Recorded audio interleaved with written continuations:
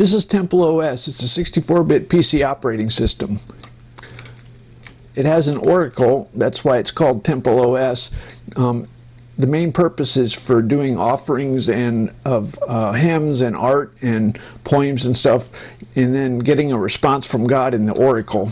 After Egypt, this is after they left Egypt, before they got to the Promised Land. It's just a fun little game that well, anyway, you go up the mountain to talk to God. This is serious. I'm going to praise God for vines. You get out of God what you put in. So anyway, so this is a high-speed stopwatch for generating random numbers. Basically, it's tongues. When you get a spirit to speak, that's tongues. Or you could use a Ouija board. You can just randomly crack open a book. But I use a high-speed stopwatch.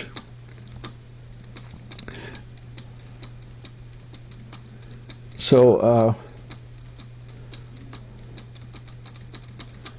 proceeding forgetteth healthful, gain wealth, innocent way, wives meet, sellers me, example, stiff, mystically strict listing.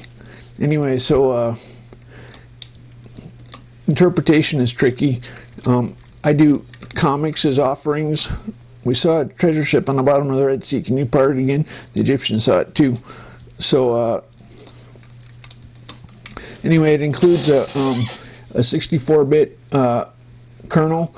It's public domain, 100% open source. It's got a 64-bit compiler and an assembler. It's got a language that's like C, C++, but got improvements called Holy C. It works just in time or ahead of time.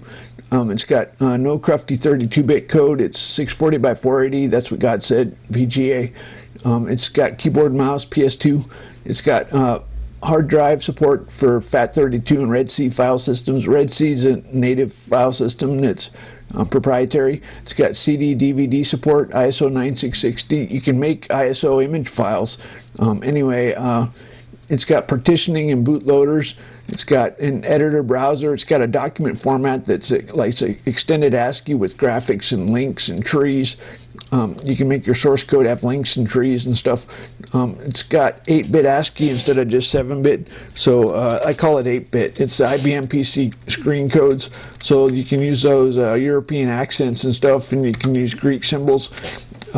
It's got graphics and source code. It's got 64-bit pointers. It's ring 0 only. It's identity mapped, so it's easy to do inter-process communication.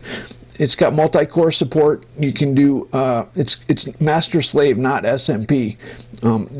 That's better for real time. Anyway, it's got 2D, 3D graphics library. It's got a differential equation solver, physics engine. It's got an autocomplete that will help navigate, jump to source code, and complete symbols. It's got a window manager. You can hit Control-Alt-Z to zoom in on the cursor anytime, any place. Control-Alt-Shift-Z. You can pan anytime, any place with controlled left mouse. It's got a file manager, Control-D. If you want to do your development work, you can use a file manager for development work. I'm going to navigate down to this ASCII file, hit spacebar, then F5, and now I can type some. It's making ASCII frequency. It's making frequencies based on the ASCII code. Anyway, so it's got a profiler, a merge, a diff. It's got a heap check, a heap log. It's got PC speaker support. These are some of my hymns that I did as offerings.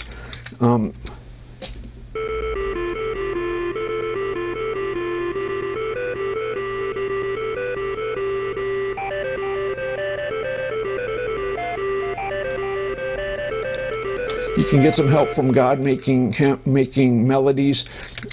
Anyway, it's got a music composing tool. It's got games. It's got a bunch of demos. Like you can. It'll teach you how to use the API. It's good for learning programming. This is a really simple program that's good for beginners. It's got like 100 demos. Documentation, you hit F1 and you can go to the documentation. It's got all the API functions broken down by category. All sources included. It's like 130,000 lines, and it's mostly command line driven. So you can say 1 plus 34, and it says 35. You can make a it's not like Unix and DOS. It's a Holy C interpreter. So if I can say I can enter code at the command line. So I'm compiling a function just in time. So for I equals 1, semicolon I, less than or equal to n, semicolon I, plus, plus. Now print statements are, if it encounters a string by itself, it's a print statement. We can unassemble this, unassemble. This is like unassemble function. So there, it's 64-bit machine code. It's using register variables. I can say count to 10. I can say count, benchmark this. It's faster than any other operating system. I'm going to do a count to 1,000,000.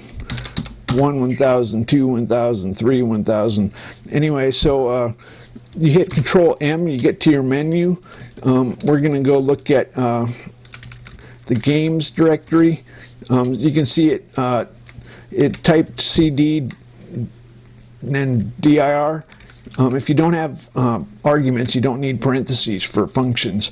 Anyway, so we're going to check out rocket science. Coefficient for the rocket feedback.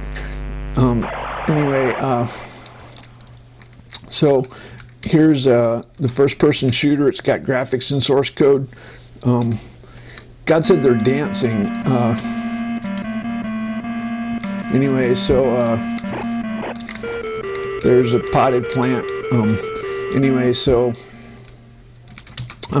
Control M gets to the menu. So the icons are just macros that have a payload. So this, you can imagine, this just calls the. This is the Eagle diving for fish flight simulator. I'm having to write 8 frames a second to the disk and 30 frames a second to the screen. So you're seeing 8 frames a second, but I'm seeing 30 frames a second. Anyway, so that ought to get you started.